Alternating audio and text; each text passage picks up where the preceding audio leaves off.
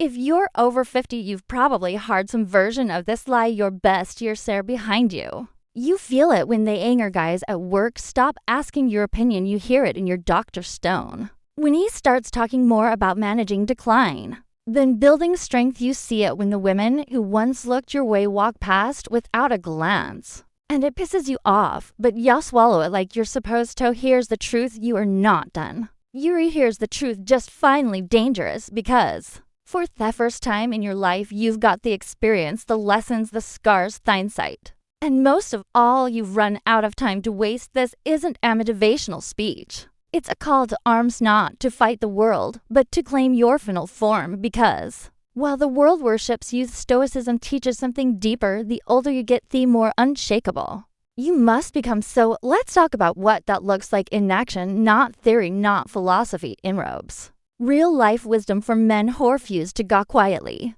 Let's begin with the power of stillness, why older men hold the real leverage. Young men run toward everything, many women, validation, fast cars, louder voices, social media likes. It's chaos disguised as ambition, but an older man, he learns third off stillness is not passivity, it's controlled power. It's knowing that 90% of what most people chase doesn't matter and the other 10% can't be bought. When you're still, you stop leaking energy trying to fix everyone, impress strangers, or be liked. You move from reaction to presence. Ever watch an older lion enthralled? He doesn't chase, he waits because he knows exactly when to strike and when to stay quiet. As a man over 50, you hold that same potential. You don't need to be the loudest in the room, you just need to stand like someone who's seeing death. And attention, apologetic masculinity, flink stillness becomes your gravity. It raws people in women respect power because people sense something deeper in you, a man who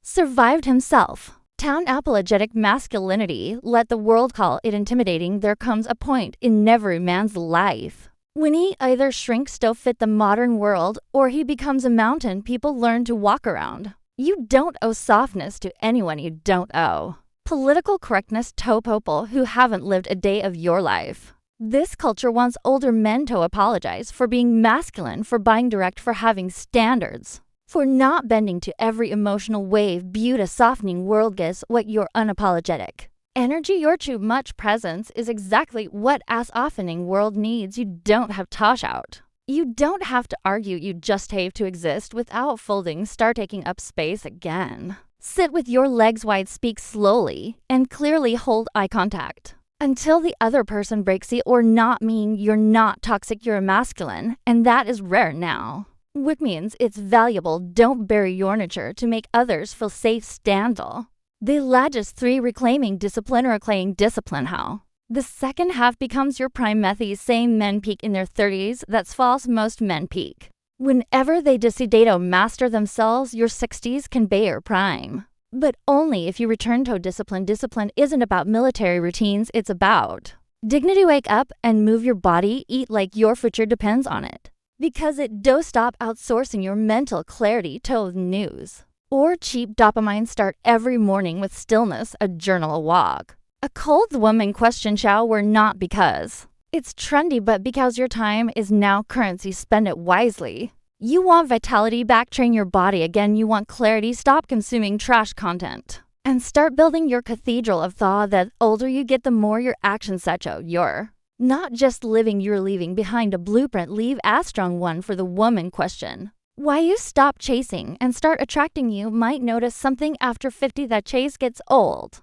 The games get boring. You no longer want to impress, you want to bem it. And here's the paradox. The moment you stop chasing women is the moment you start attracting them. Not the flaky kind, not the ones who want status or sugar daddies, but the rare woman who sees your quiet power and leans in. This only happens when you stop living on the outside. Women are drawn to self-contained men who don't need their approval, men who are whole. So stop trying to be younger.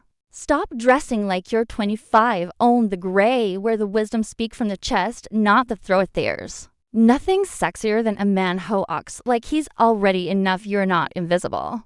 You're just finally in a place where you choose what you see. 5 legacy mode activated. Why it's time to become the man they talk about when you're gone. This final chapter It's not legacy and it's the moment where everything counts, the conversations you have few. You treat the young men around you the example you set when you think nobody's watching. Most men live to be remembered by a paycheck, a title, or a car, but real legacy lives in the impact you made when no one asked you to. What did you teach? What did you tolerate? How did you protect? Who did you become? Your legacy isn't a Tom Stoney's.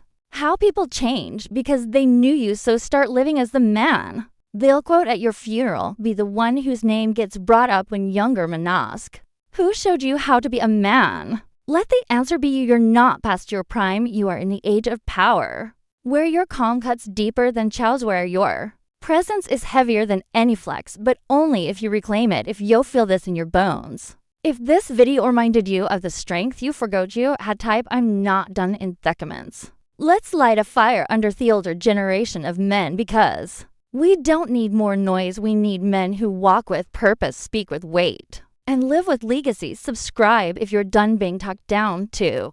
And remember, this age doesn't weaken you, it sharpens you.